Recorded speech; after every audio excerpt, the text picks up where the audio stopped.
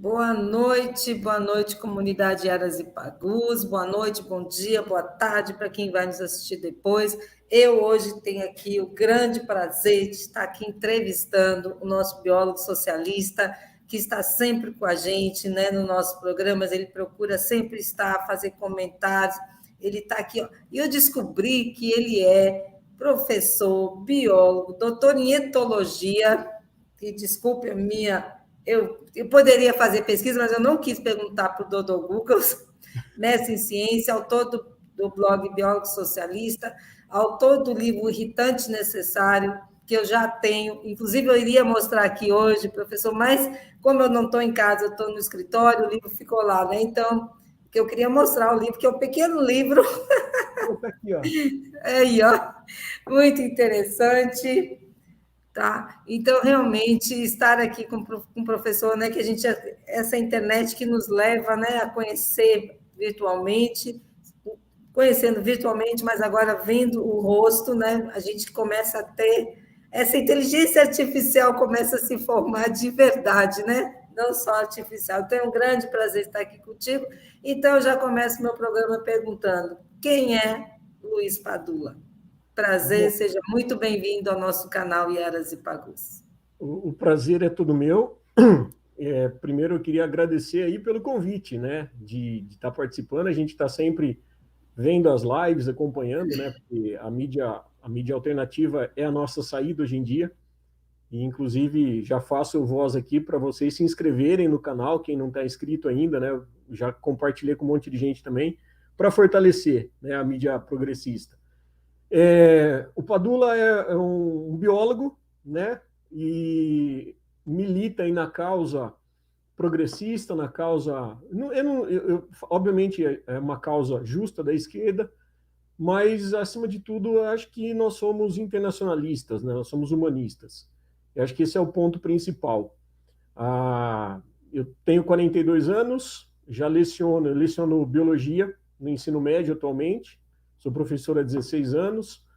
Tenho essa formação aí que você falou, trabalhei etologia, né, que é o estudo de comportamento animal. E eu tive o prazer de trabalhar por 3 anos e meio com chimpanzés num santuário de grandes primatas em Sorocaba, que é associado ao projeto GAP, né, o projeto dos grandes primatas. Antes disso, eu fiz meu mestrado em ciências, em etologia, em entomologia, perdão, o mestrado aqui na Exalc em Piracicaba, né, e especialização em biologia e conservação. E justamente por isso que acho que despertou a necessidade, né, da militância da esquerda, o que levou eu posteriormente a escrever alguns artigos para o jornal local e posteriormente, né, já fazendo o merchan, não sou muito bom de vender, mas como você já deu a liberdade aí, o meu livro aí, esse é meu quarto filho, né?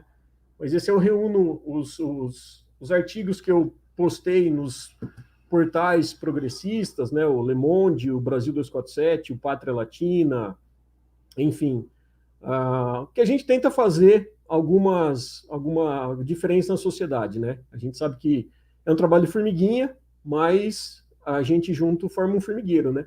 Então esse aí sou eu, um pouquinho do Padula aqui.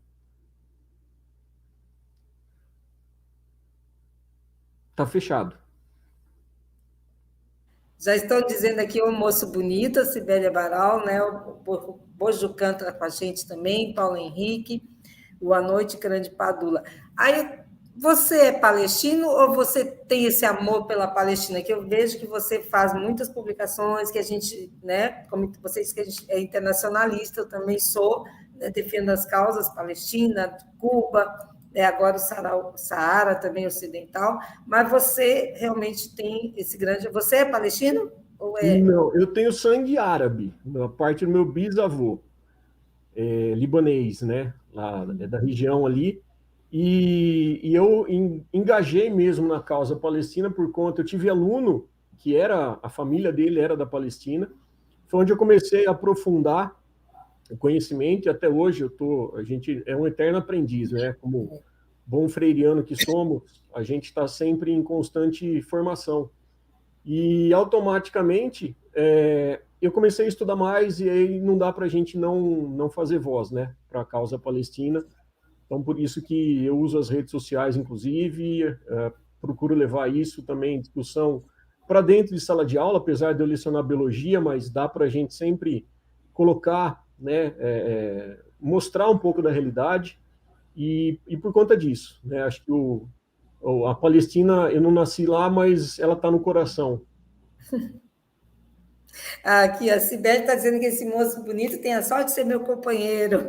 Eu ia falar que é suspeita essa moça aí, né? Ah, suspeita mesmo. Muito bem, Sibeli, muito bem. Você sabe, né, que ele é nosso, ele está sempre nos acompanhando nas lives, né? Então, assim, realmente a gente queria muito trazê-lo aqui no Yaras e Pagus para a gente conversar um pouquinho. Então, você fala, né, da Palestina. Você já esteve na Palestina? Infelizmente, ainda não. Mas a gente acompanha, a gente sabe que realmente a situação lá é bastante dramática. Esses últimos dias, então, se revelou também, né? Sim. Bastante complicada, né? A gente teve assim alguns índices, né, de estatísticas até das crianças mortas que esse ano já foram bem maiores, né? Aí quando você fala professor, aí eu vi o vídeo, né? Eu quero que você fale, eu vi o vídeo que você colocou, porque realmente a gente teve esse, como é que eu vou dizer, que eu não consigo nem dizer a palavra, né, que eu tenho vontade de dizer, a gente sabe que tudo que vai, se a gente for falar as palavras que a gente quer falar sobre aquela pessoa que falou que professor é traficante, a gente pode ser até cortado, porque realmente não tem palavra para qualificar aquilo. Aí você fez um vídeo, inclusive, né, falando sobre isso. Então, essa parte do professor doutrinador que você passou esses últimos anos, né, desses últimos 4 anos, conta para a gente um pouquinho como é que foi conviver, porque você é professor de escola pública ou particular? Particular. Particular. Né? Então, realmente está muito difícil, né? Eu sou do Sul, realmente as pessoas, agora mesmo teve o pai de um aluno, né? Você deve ter visto que Do chegou com uma Paraná. arma na cabeça, se dizendo que ele é federal, sei lá, com a arma na cabeça do professor, porque o professor. Então, como é que você está conseguindo conviver com isso? Como é que você está conseguindo conciliar essa parte de dar a aula, né, de ser chamado de doutrinador, mas não doutrinador de biologia, esse doutrinador que ele se refere como se a gente fosse uma doutrina ideológica, se a gente tivesse, não teria passado. Inclusive, eu acho que se a gente fosse doutrinador, os professores não teríamos passado por que nós passamos. Então, como é que você vê isso? Como é que você consegue conciliar essa sua ideologia com esse dar a aula para esses adolescentes, que também está difícil, né? Que Sim. ensino médio é difícil, né? Conta aí para a gente como é que está sendo isso. Olha, eu vou falar bem a verdade, é uma questão de sobrevivência. Acho que não tem uma palavra, né? E não romantizando, obviamente, a nossa profissão, mas realmente, acho que toda profissão a gente tem que fazer com amor, né? Mas, obviamente, em função das nossas necessidades, quando o sistema a gente tem que pagar aluguel, pagar tudo, a gente também tem que pensar no nosso lado financeiro. E só realmente gostando do que a gente faz é que a gente sobrevive. A perseguição, ela ainda existe, né? Eu fiz o vídeo lá que eu postei, inclusive, justamente por esse desabafo, porque é uma perseguição que ela não acabou. Eu lembro até hoje, e antes, inclusive, do ex-presidente, né, se a gente pode chamar de presidente, o inelegível, né, que futuramente, se tudo der certo, estará preso. Eu acredito que foi antes disso, já durante o golpe que a presidenta Dilma sofreu, em um dos colégios que eu lecionei por 10 anos, já começou uma certa perseguição. Eu escrevia no jornal local aqui da cidade, o jornal que depois, inclusive, me censurou por conta de um artigo que eu fiz contra um dos vereadores, que até então era vereador, depois ele virou deputado, de uma família tradicional aqui da cidade, que apoiou o golpe contra a presidenta Dilma. E aí os pais, obviamente, viam, né, esses artigos aí, começaram a me perseguir. E resumo da história, né, essa questão de sobrevivência. Posteriormente, depois da prisão, da perseguição política que o presidente Lula sofreu, eu tinha meu carro que parava na rua e eu adesivei ele. Eu fui para Curitiba, fui para Porto Alegre e eu adesivei, né, com um adesivo grande no vidro de trás, Lula livre. E a partir disso, era um carro que ficava na rua, os pais começaram a pedir minha cabeça, né, nessa escola. E eu não tive, só para você ter uma ideia, nenhuma reclamação pedagógica. Foi simplesmente perseguição política por conta do meu posicionamento, que eu em nenhum momento levava para dentro da sala de aula. Porque eu sabia, obviamente, que ali não é um local de fazer política, né, no sentido literal de defender partido, defender candidato, esse tipo de coisa. Então, aí depois de 10 anos, nessa escola que eu lecionei, eu acabei sendo mandado embora. E nisso eu estava na outra escola, que é onde eu estou até hoje, e nessa escola não é muito diferente, né? No entanto, obviamente, sabendo de tudo que aconteceu, a gente pisa muito em ovos. Só que é muito complicado, porque em plena pandemia, por exemplo, em que eu tinha que falar sobre vacina, eu tinha que falar sobre as ODS, né, os Objetivos de Desenvolvimento Sustentável da ONU, numa disciplina, né, de um itinerário chamado Sustentabilidade, em que eu tinha que falar dos programas Bolsa Família, que era do material pedagógico, inclusive, em que eu tinha que falar do programa Fome Zero, em que eu tinha que falar, enfim, de todas as políticas públicas, né, de distribuição de renda, inclusive com elogios a Paulo Freire na questão da educação. Houve também uma perseguição, né? Resumo da ópera, eu acabei deixando essa disciplina, né? Deu certo de eu conseguir aumentar a minha carga horária com outras turmas, mas a perseguição ela é constante, tanto que as redes que eu tenho sociais, uma é para militar, né? E a outra é para postar as coisas relacionadas a colégio, né? Porque nós somos alvo, né? A gente tá na mira sempre. E qualquer coisa que eles vão achar, eles vão querer apontar dedos, vão querer pedir sua cabeça, porque o que incomoda é exatamente isso, né? É você promover o senso crítico do adolescente, é você promover essa criança a questionar. É uma criança que ela vai ter essa emancipação, que é o que a gente defende, que é o que a educação defende e que é o que a Constituição nos garante esse direito, a liberdade de cátedra. Ninguém está indo com camisa, ninguém está indo com bandeira, ninguém está indo com adesivo, né, de candidato A ou B. Só que a gente querer tampar também as obtusidades que aconteceram perante o último desgoverno, não dava para a gente simplesmente fingir, né? Não tinha como não falar de desmatamento, dos incêndios, do aumento da devastação que estavam tendo nos biomas, do aumento da fome.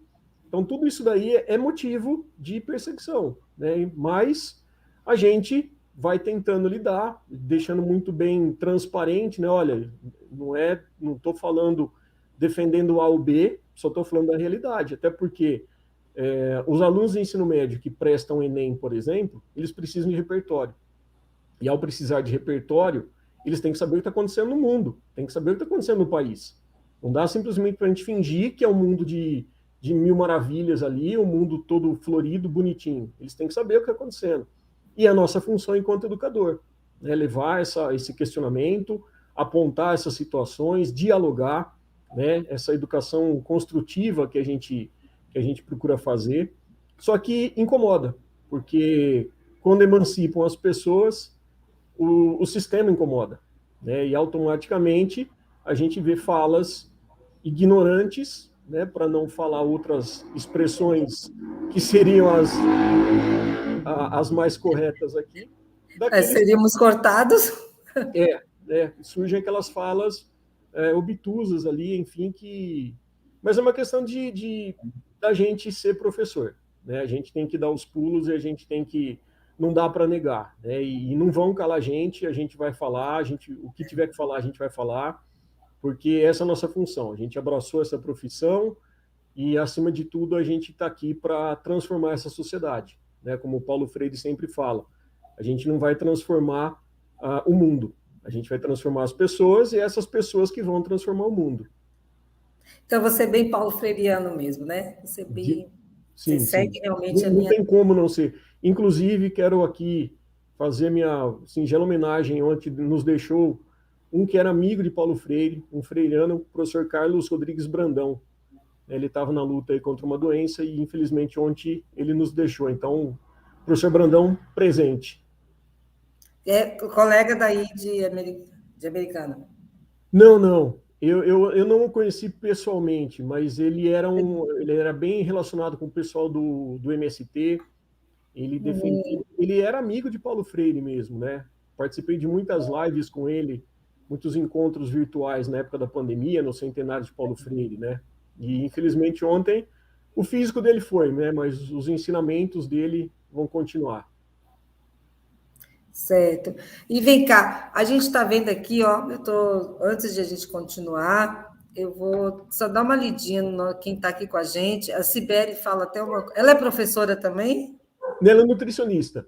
Ah, porque ela fala, tem a Adriana, né, que tem imenso orgulho de você, Wagner Campanella está conosco aqui também, né? Israel, aí dizendo sobre, aí ele fala sobre Israel desenvolve uma estratégia perfeitamente planejada de ocupação e despejo da Palestina e a chamada comunidade internacional emite, no máximo, algumas queixas retóricas.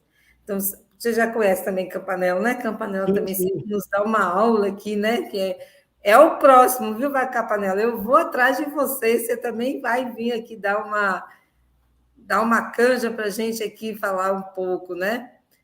Aí a Sibeli está lembrando que na época, essa que você devia estar falando, até da linguagem neutra, né? A gente teve um problema. Lá no Rio Grande do Sul proibiram, né? Sim. Lá foi proibido. Não sei nem como está agora, mas proibiram que não queriam que falassem a linguagem neutra, né? A Fiorani Yoga, ela disse que também passou por situações semelhantes na cidade, ter pessoas de parar de fazer aulas com ela por causa do posicionamento, né? Luzia Miranda, querido, obrigada por estar aqui conosco. Frederico, né, lá o nosso companheiro de Dublin, o irlandês. Aqui estamos, debates continuam e sustentam uns aos outros. Parabéns pelo vídeo sobre os professores. Avante, Maria Luísa. Fred, né, ele, apesar do horário, que lá já é bem tarde, né, que ele mora em Portugal, mas ele está sempre conosco aqui também, professor Padula, né? Eu acho que você já conhece, né? Também ele está. Recomendo o nosso programa que foi sobre o Saara Ocidental ontem, né? Fantástico. Com Ele deu uma certeza, muito aula bom. sobre o Saara. Então, a Sibeli fala também que a reclamação foi parar até na rádio sobre isso, né? Teve Falar isso sobre, também.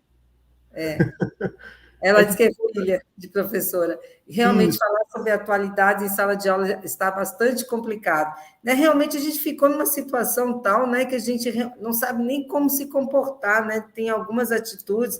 Hoje eu não saberia como fazer com esses adolescentes, né?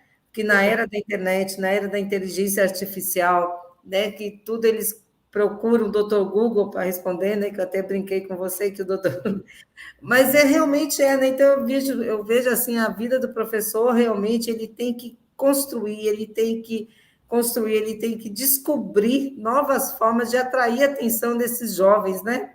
E realmente, até para não haver, porque a gente sabe que com a pandemia houve uma invasão, principalmente na escola pública, muito grande dos jovens, principalmente no ensino médio. Tanto que o presidente Lula, né, fez uma grande campanha para voltar a se inscrever no Enem. Porque, claro, que com o desmonte da educação, com tudo que houve, até o Enem perdeu o efeito, né? As pessoas nem se inscreveram mais no Enem. Aqui na Bahia a gente teve muito isso, porque muito jovem que abandonou mesmo a escola, não retornou.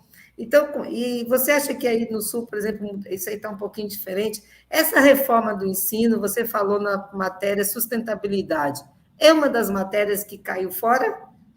não, ela é um itinerário que foi acrescentado pelo material didático, né?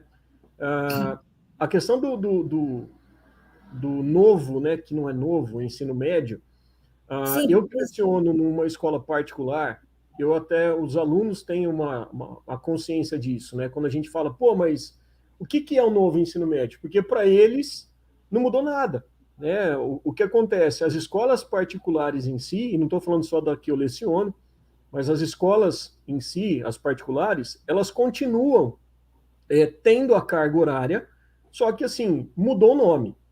Então, aquela ideia, né, de que teria que ser um limite de tantas horas para as disciplinas realmente teóricas, e à tarde, por exemplo, os itinerários formativos seriam relacionados a algo mais atrativo, que seria uma coisa importante, interessante, isso aí ficou meio jogado. né? Só que aí teve que colocar isso em prática, e aí a gente tem aí mais de 1.000 e tantos, 1.756, se não me engano, itinerários no Brasil todo. E isso reflete, obviamente, na questão dos alunos de escola pública, que é a crítica que a gente faz. Porque para nós, de escolas particulares, nós não vamos sofrer nenhum tipo de debilidade no Enem. Agora, o aluno de escola pública, a gente está tendo aí itinerários, por exemplo, de como jogar xadrez, como fazer brigadeiro gourmet, né? São coisas assim que é bacana para você ter o ambiente da escola, não apenas como aquela questão simplesmente de ser um local que a pessoa fica lá sentada e só ouvindo, né, numa formação passiva ali, mas como que isso aí vai ser cobrado no Enem? Então, nas escolas particulares, os materiais didáticos que ganharam muita grana com isso, né? E aí, obviamente, a gente tem aí Fundação Lehman por trás, Fundação Itaú. Eu ia falar sobre isso, eu ia falar. Pode É o já. interesse, é o interesse do capital, né? Não tem como. Então, você está vendo que quando a gente vai fazer uma crítica a uma situação que faz parte do nosso dia a dia, não tem como a gente não entrar numa discussão política. E aí é óbvio que a gente não vai fazer isso em sala de aula. Mas é esse o posicionamento. Né? É uma incoerência gigante. A gente que é educador, não contestar, não contextualizar isso na questão política. E aí, na escola particular, essa questão do material didático, os alunos vão estar super preparados. Só que virou uma situação assim, muito mais pesada de conteúdo para eles, só que, obviamente, em termos de conteúdo, eles vão estar mais preparados. Então, a ideia do Enem, que seria exatamente para que a gente conseguisse equiparar, né, conseguir dar uma equidade melhor entre os alunos de escola pública e particular, ela volta a ficar desvantajosa. Né? Então, precisaria, eu sou a favor de cancelar revogar, né, o novo ensino médio, reformular, porque realmente, conversando com outros educadores e as educadoras, a gente vê que o conteúdo ele é muito extenso para ensino médio. Eu tive alunos que foram estudar no exterior, depois do ensino médio, e falaram, Padula, a gente está vendo conteúdo aqui no primeiro ano da faculdade que a gente teve no colégio, né, na escola particular. Então, assim, de fato é muito pesado, é muito puxado, tem coisa ali desnecessária, só que a gente tem que empurrar goela abaixo para os alunos. E aí, obviamente, isso não se torna atrativo, né? É desmotivante para os nossos alunos e as alunas ali que estão ali tendo que absorver todo esse conteúdo, né? Mas isso aí me recorda muito também que a gente fala, né?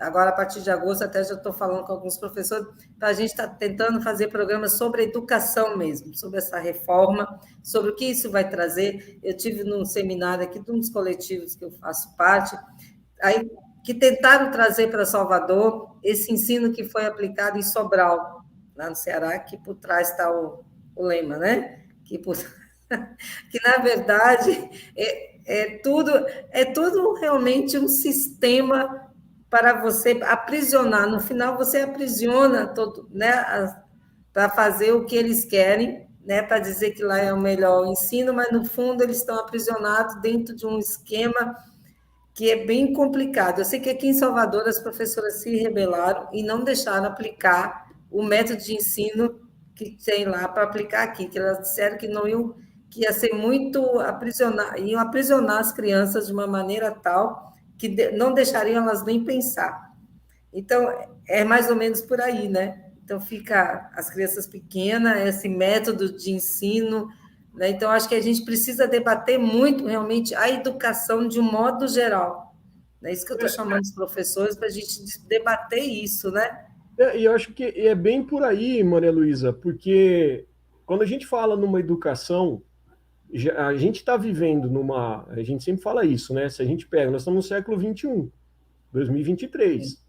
Só que se a gente olhar como que era lá eu sou de 81, né?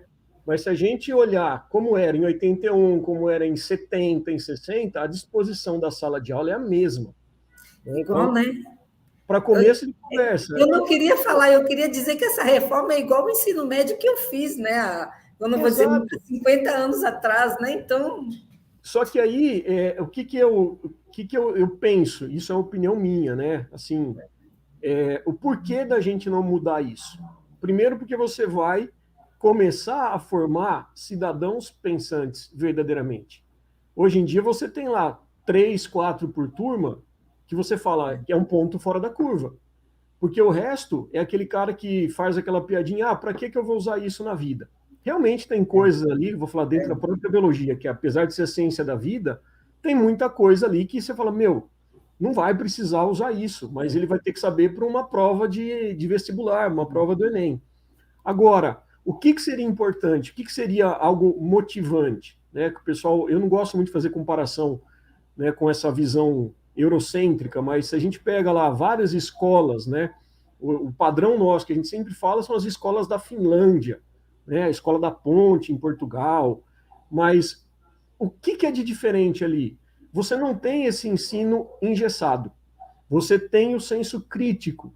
Só que esse senso crítico, ao mesmo tempo, né, a gente que quer fazer com que as pessoas pensem, com que essas crianças, os adolescentes principalmente, comecem a pensar fora da caixinha, como é que você vai discutir, por exemplo, que eu vi que é assunto de uma das lives que eles vão fazer, né, sobre a descriminalização das drogas, especificamente sobre a maconha.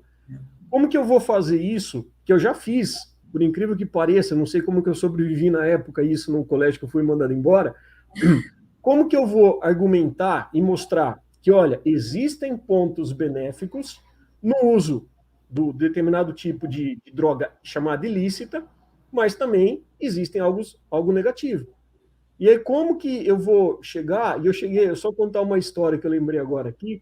Era um aluno que ele era usuário e a mãe sabia. E aí, nessa aula, né, eu estava dando sistema nervoso, e aí a gente entra em neurotransmissores, né, substâncias que afetam ali a região do cérebro, efeito de medicamentos, e eu entrei na questão da maconha, porque surgem esses questionamentos. Não que a gente vai chegar e jogar. Né, a educação, ela flui dessa maneira. Né, o aluno perguntando. E aí começaram a surgir as perguntas, porque é um assunto que eles não vão perguntar em casa.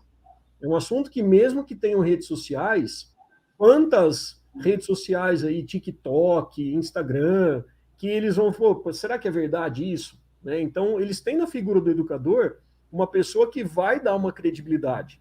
Ou, se a gente não sabe, né, ter a ideia de que, olha, não sei, né, é saber o limite da resposta. E esse aluno ele nunca prestou tanta atenção na minha aula. Né? Eu já achei estranho aí. E aí, no dia da reunião de pais, a mãe chegou e falou assim, olha, eu não sei mais o que eu falo com o fulano, porque ele tem argumento para tudo, quando eu falo sobre os danos da maconha. Né? Então, assim, a gente não está ali defendendo para eles a legalização. Né? Apesar de a gente ter um posicionamento, eu não vou levar o meu posicionamento para dentro de sala de aula. Mas eu tenho que dar argumentos positivos e negativos para eles formarem esse senso crítico. Né? A mesma coisa quando a gente fala em educação sexual. A gente vê perguntas que surgem com alunos, sem brincadeira nenhuma, Maria Luísa. Alunos de 16, 17 anos fazendo perguntas assim de sistema reprodutor, que a gente fica abismado. Você fala, como que uma pessoa que já está ali próximo da fase sexual ativa não tem esse conhecimento? Mas tu acha que não tem curiosidade ou realmente não? O que aconteceu? Então, com o TikTok. A questão é muita informação rápida, né? Eles não têm um aprofundamento. E eles não têm conhecimento, né? Não tem. E é o tipo da coisa. Eu, por exemplo, eu nunca cheguei e perguntei sobre relação sexual na mesa de almoço na minha casa. Né? Hoje nem mesa de almoço eles têm, né? Cada um na sua tela. Então, assim, não se pergunta isso. E aí, um dos argumentos, quando a gente é acusado de doutrinador, isso que eu fico mais cabreiro ainda, né? Porque a gente está tentando reduzir, por exemplo, os índices de IST, que estão aumentando por falta de informação. Só que antigamente eu levava, né, o preservativo e demonstrava como que era para usar. Hoje, se eu fizer isso, Maria Luísa, é capaz de eu sair preso da escola, né?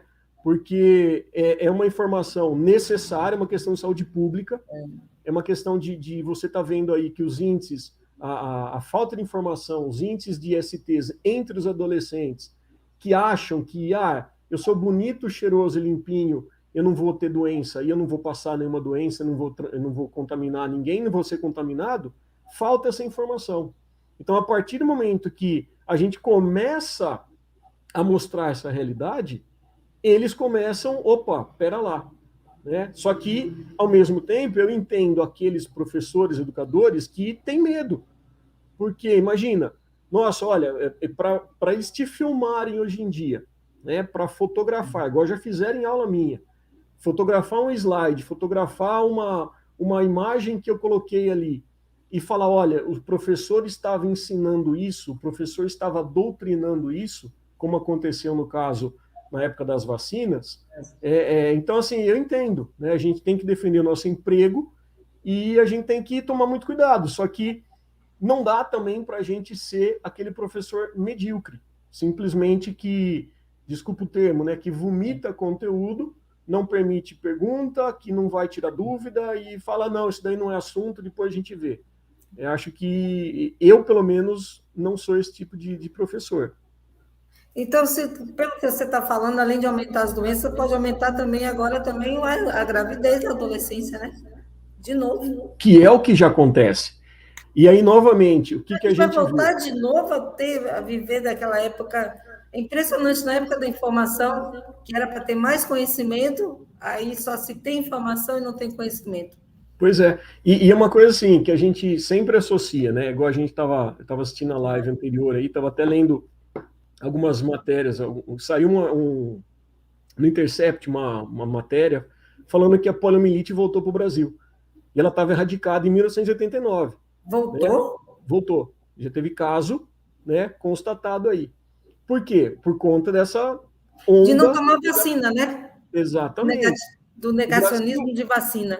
O Brasil, que era referência no Plano Nacional de Imunização, ele agora é um dos piores, né, em termos de vacinação, por conta dessa onda. É bom deixar claro também que desde 2011, eu estava lendo a reportagem, que começou a ter atraso nas vacinas das crianças.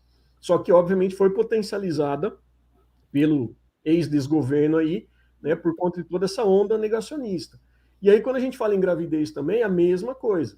Né? E olha como que uma coisa puxa a outra.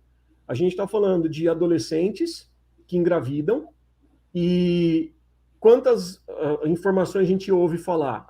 Geralmente é escola pública, né? Porque existe o preconceito, que é a escola periférica, a escola de pessoas pobres, né? Só que casos nas escolas particulares simplesmente são abafados, né? É tratado assim, não posso falar sobre isso, né? Olha, fulana, e aí, de novo, né, o nosso sociedade machista, a culpa é da mulher, a fulana engravidou, né, como se ela fosse uma Ave Maria que engravidou sozinha, né, e ela engravidou, olha que vergonha, né, e aí essa pessoa, ela sai, né, ela fica afastada, entra com atestado, mas é uma realidade que está acontecendo, né, e a gente fica nessa faca, né, de dois gumes aí. Se eu falo, eu vou ser acusado de estar dando educação sexual, de estar incentivando a ter relação sexual. Se eu não falo, a sociedade vai pagar esse preço. E mais do que a sociedade, a gente está falando de vida de crianças, né, de adolescentes ali, que um filho, né, e aí de novo a gente entra na questão do aborto, né, que imagina que eu posso falar sobre isso hoje, né, a questão do aborto, do direito da mulher decidir.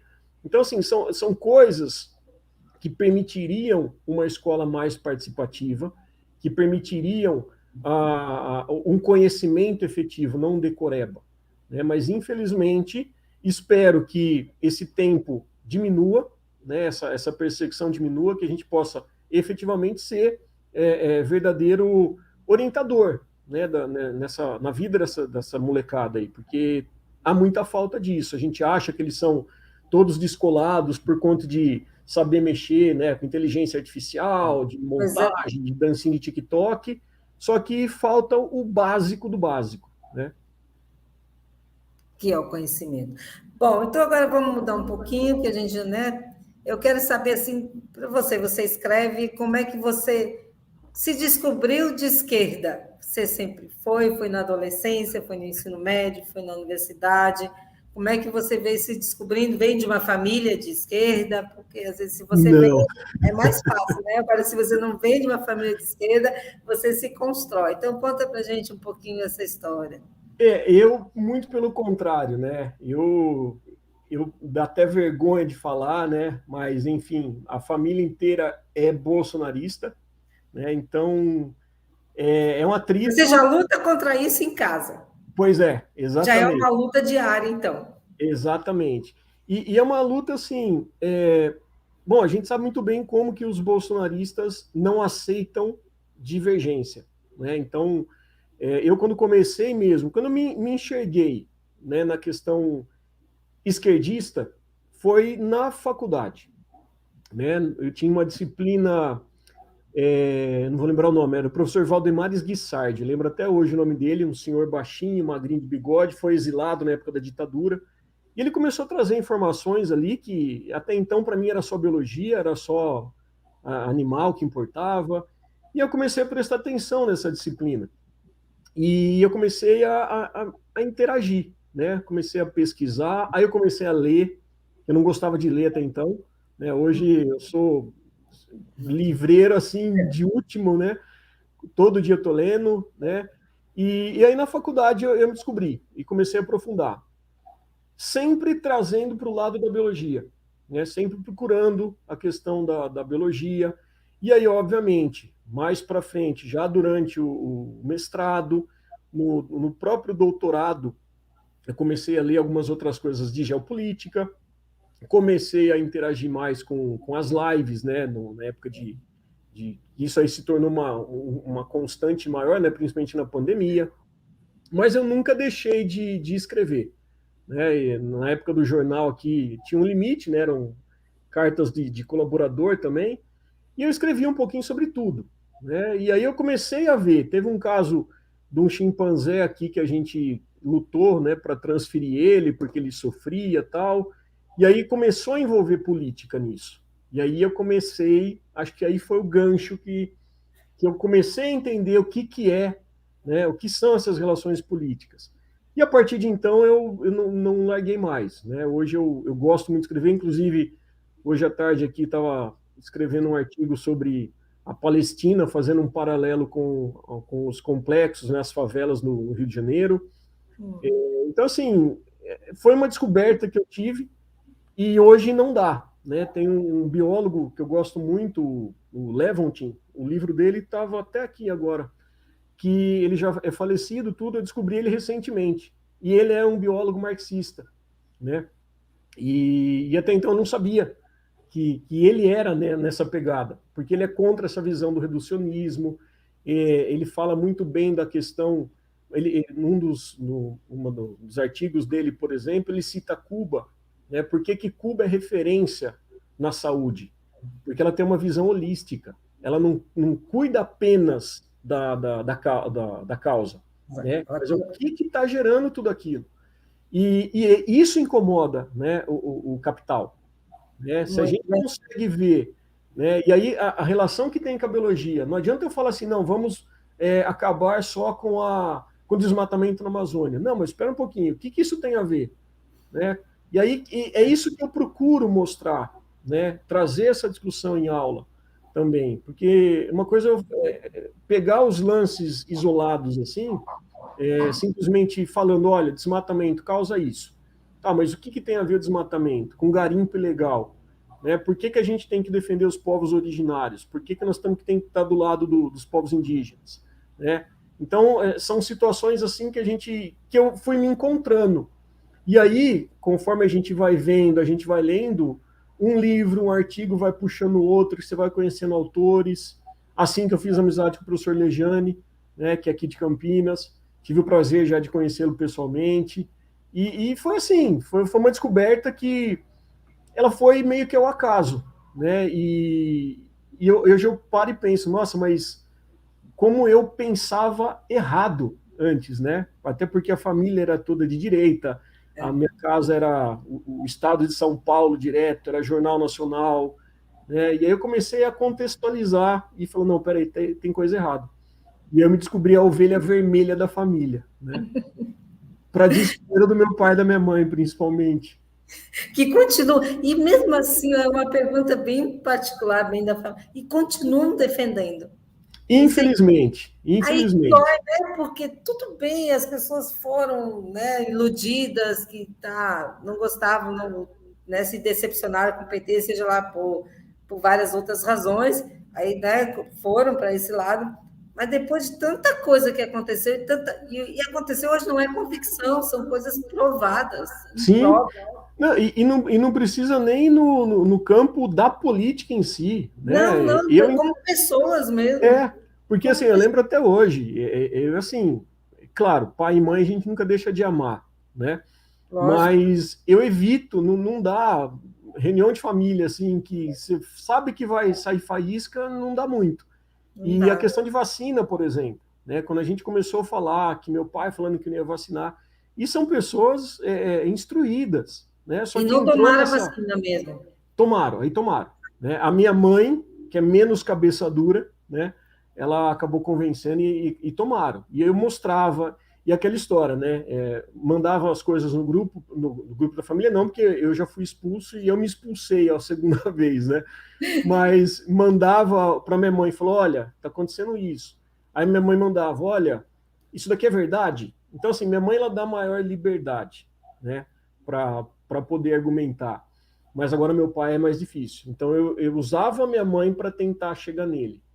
Mas é uma discussão assim, porque é aquela visão que a gente tem que ter de mundo, que não é defender a pessoa, o candidato, o partido. É a gente ter um pouco de noção de senso crítico, né? De humanidade, de humanismo, de É, entender as coisas como elas estão acontecendo. É você, a mesma história, quando se o Lula errar, a gente vai fazer a crítica. A gente não vai abraçar e afundar junto. Não, se a gente tiver que fazer a crítica, nós vamos fazer. Né? como a reforma Agora, tributária. Não é a ideal, mas foi o que a exatamente. gente teve. A gente sabe que tem muita coisa ali que precisava ser Muda melhor. tudo, exato. Mas não, né? Então ela merece crítica, tem que criticar para a gente tentar realmente daqui a um tempo fazer uma outra reforma que seja mais abrangente, né? Isso aí é com Perfeito. certeza. É igual a questão de Belo Monte, a crítica que eu faço, né, do governo que foi necessário, tá, mas eu tenho a minha crítica, né? A questão da mineração que eles estão querendo fazer Na há muito. Amazônia, Então, assim, a gente nós não vamos ser tapadinho, né? Não, eu tenho que defender, porque aqui na senão. Bahia mesmo, quanta coisa a gente critica. Nós temos já 5 governos, como estava falando do PT, como o Bujão estava aqui antes. A gente sabe que muita coisa ainda precisa ser feita, reformulada, principalmente pela Bahia ser, né, quase referência hoje. Não está realmente, muita coisa falha, até principalmente na educação, que a gente precisa. Não é porque é PT que a gente vai ficar quieto também, dizer que é. Exatamente. E acho que esse é o ponto principal, né, Maria Luísa? É a formação. Eu sempre falo, não adianta a gente ter. A gente tem esse presidencialismo, né, que nós temos no Brasil. Mas quem manda e quem vai aprovar, quem não vai, é o Congresso. E, É o infelizmente, a Congresso. população não aprendeu isso ainda. Né? Que E os esse Congresso que a deputados. gente tem aí, né? Exato. Então, E assim, esse Congresso que nós conseguimos, que o povo botou essa aí, né? política de coalizão que foi necessária, né, a tal da correlação de forças. A gente precisa saber até onde a gente vai ter força. Poxa, a partir daqui eu não consigo, eu vou ter que me aliar. E foi isso que salvou o Brasil de mais 4 anos de genocídio. De Né? Então, genocídio. é uma coisa assim que não é o melhor dos cenários que a gente tem, mas nós saímos daquele limbo. Acho que esse é o que a gente tem que comemorar. E a E gente sabe que o Lula está bem melhor, né? Agora, até comparando com sim, 2003, ele está bem mais virado para a esquerda, né? Numa exato. posição, defendendo posições que ele não defenderia em 2003.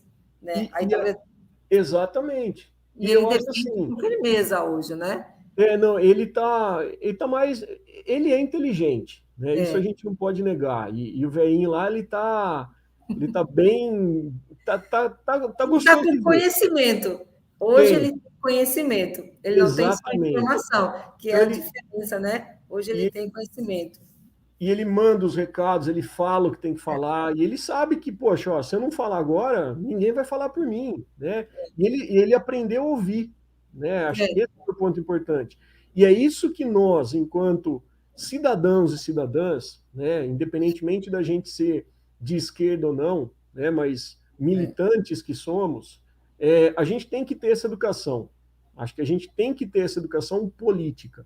A gente tem que ter a conscientização, a gente tem que entender o porquê de uma reforma tributária que não foi da melhor maneira, o porquê que isso aconteceu, e é educar para que daqui, o ano que vem, né, em 2024, as eleições municipais, a gente entenda a importância também de não apenas votar num prefeito que eu gosto, mas entender que eu vou precisar eleger um legislativo ali também. Né? Os vereadores vão ter que estar ali.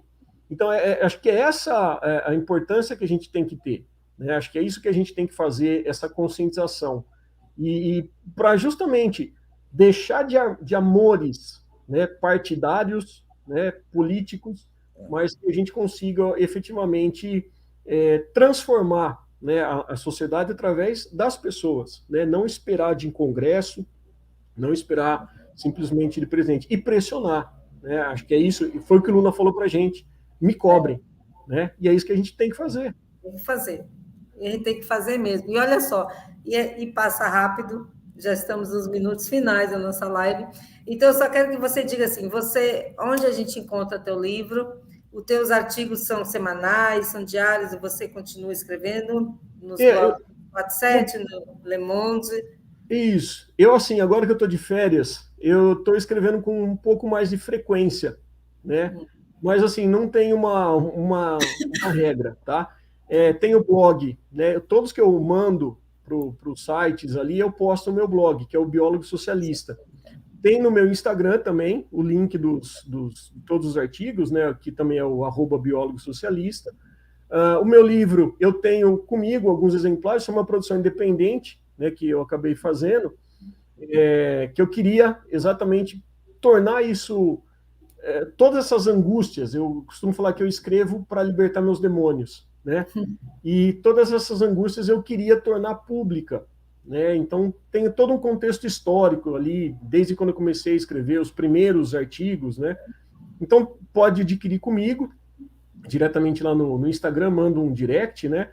E o meu canal aqui no YouTube também, né? Que também tem o endereço lá, que também é tudo biólogo socialista. Sim, Então, mas aí no canal é mais sobre biologia mesmo.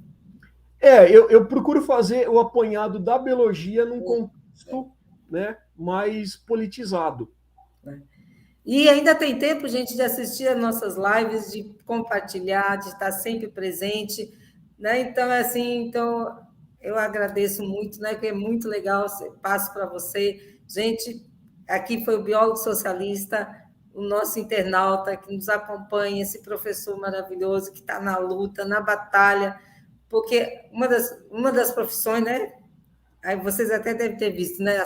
O que o Lula falou do professor, né? Professor Sim, é uma arte, né? Então realmente para mim sempre foi, né? Eu tenho na minha família vários professores, né? A minha irmã, meu tio, minha tia, e aí vem da família mesmo, né? Vários que sempre foi muito.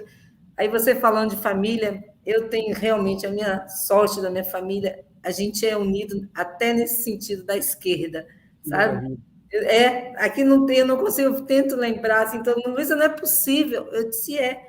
E até os agregados que entram, né? Eu nunca tive nenhum agregado, o agregado que eu tive é nora, genro, marido de Que daí dá, prima. dá até para barrar, né?